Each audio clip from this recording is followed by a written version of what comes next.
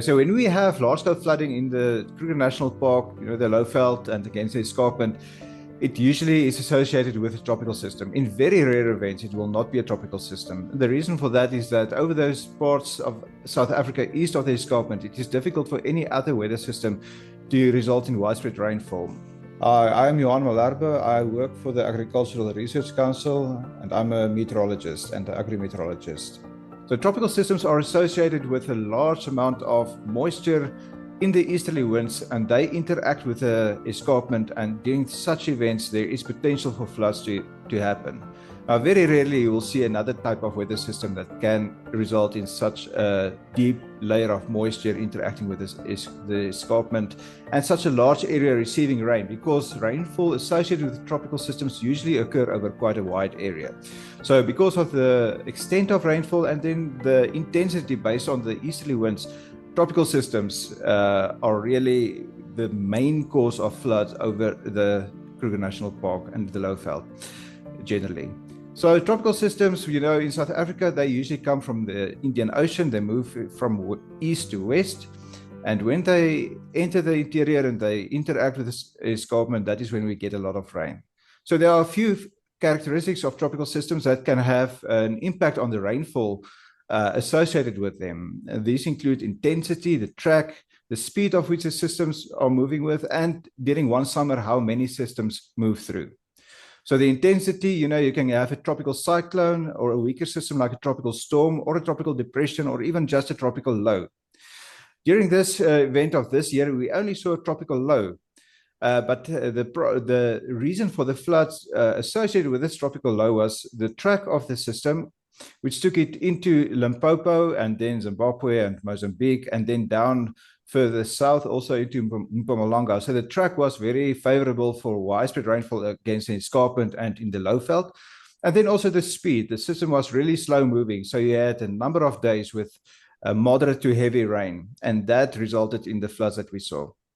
So while intensity, track, speed, and the number of systems are very important for tropical systems and the impact they have, in this year's event, it wasn't a strong system, so the intensity was low, but the persistence, and that has to do with the track and the speed of the system, that was very important for the heavy widespread rainfall that we saw during January 2026.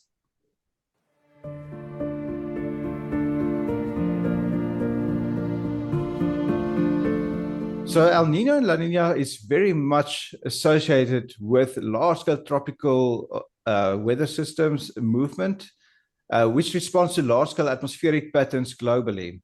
So during a La Niña event, usually the easterly winds are stronger globally, and it also includes our region. So when we have stronger easterlies in South Africa during La Niña events, then we see that the steering current for these tropical systems to enter the subcontinent is stronger. So theoretically, and what we observe during La Niña events, we see more of these systems moving into South Africa, and therefore there's a positive association between La Niña and these type of flood events over the Lowveld. There are exceptions as well. Sometimes during El Niño events, we have seen very large flooding as well, also associated with tropical cyclones or tropical depressions. That happened in 1957 with a tropical cyclone, or 1957, 1958. That was a tropical cyclone called Astrid. In 1977, also another El Niño year, like 1958, that was a tropical cyclone Emily. And those two resulted in widespread flooding in the Lowveld because of the heavy rainfall associated with these tropical cyclones moving into the interior. And those were during El Niño years. But if you look statistically, the chance is better during a La Niña year for these type of systems to influence the Lowveld and the escarpment and then cause flooding over the Kruger National Park. Another thing, during La Niña years, you usually have more rainfall, so the soil is already more saturated, so it is easier to get a flood once you get a system like that also moving through.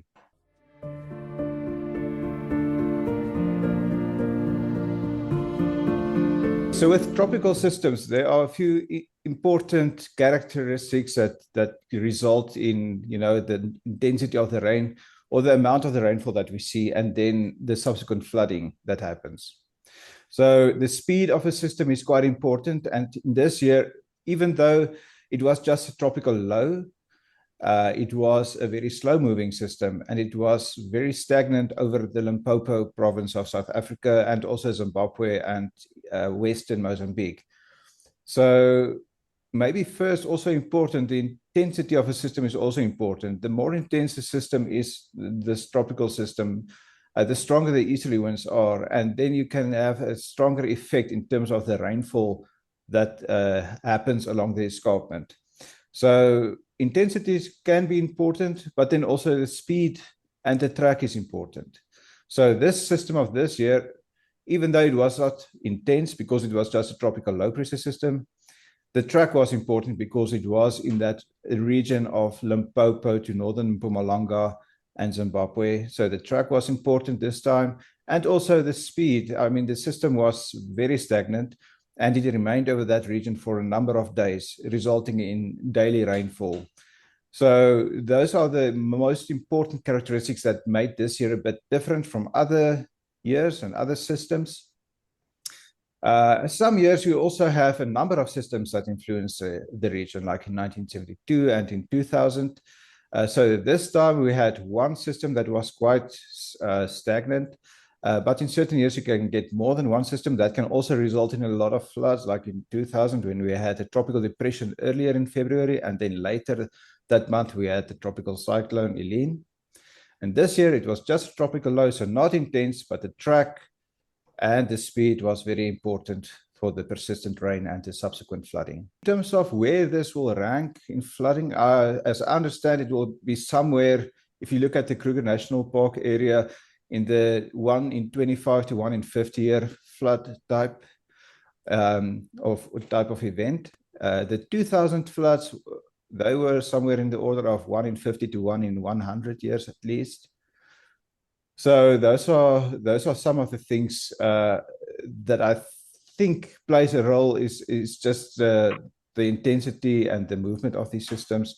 And in 2000 we had two big systems surrounded by a lot of rain also earlier that summer. So that made for, that was intensity, and you had more than one system and persistent rain. And then we had a bigger flood in terms of what happened over the entire Kruger National Park. This time it was a bit more concentrated. The rest of South Africa didn't get that much rain. In 2000, the flooding was much more widespread, for example. So it lies somewhere below the 2000 floods, as I understand, in most areas, and probably in the 1 in 25 to 1 in 50 year event type.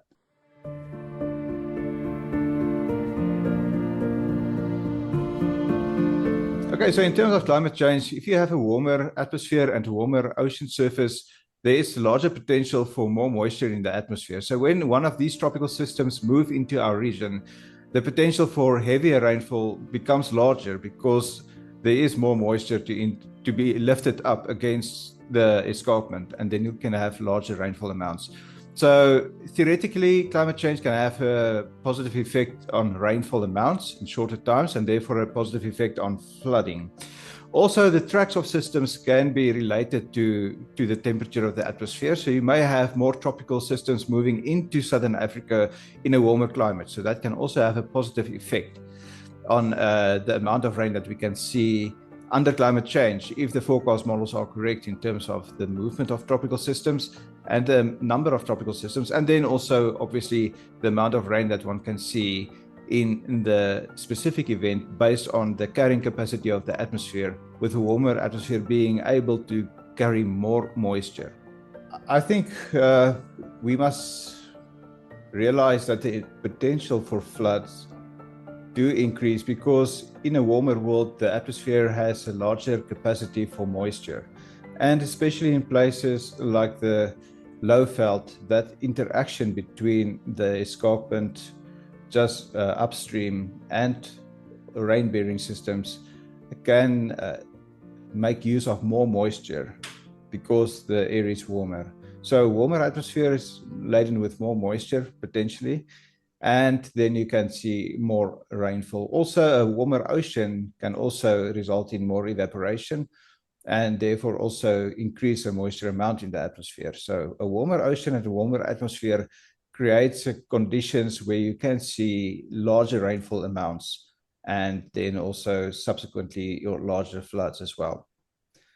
In between flood or rainfall events, warmer conditions can have a negative effect on the water balance because you can have more evaporation.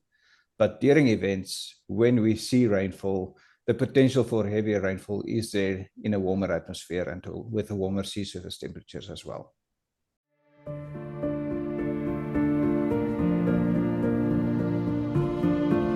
At this stage, I wouldn't want to say that we must think of it only as a trend. It can also be, climate variability. In 1915, we had a massive flood in the eastern areas, also over the Lowveld. In that year, Entabeni on the escarpment also received about 1,000 millimeters of rain in January. And I mean, that was long before our main climate change era. So that was already quite intense with massive floods. But it's difficult to say whether you see a trend in these type of systems. Also because the land cover and the activities in the Kruger National Park has changed over time.